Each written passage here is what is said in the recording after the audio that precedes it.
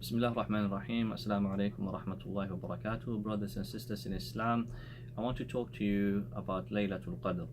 Allah subhanahu wa ta'ala said in the Quran, Laylatul Qadri khayrun min alfi shahr, that this night is better than 1,000 months.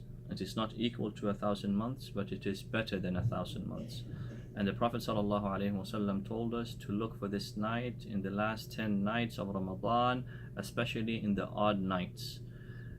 Now what happens is people, they pray extra in the odd nights of Ramadan. They make sure to come to the masajid and they read extra Quran and they do a lot of worship the odd nights. But then when the even nights come, like today and tonight, not as many people come to the masajid, not as many people read Quran, not as many people pray. And we do not, this is not the way that a Muslim is.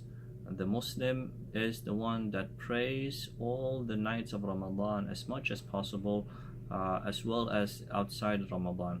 So if you really want to find this night, Laylatul Qadr, you should be praying as much as you can, and Allah subhanahu wa ta'ala will bless you by finding that night. وجزاكم الله خيرا. Assalamu alaikum wa rahmatullahi wa barakatuh.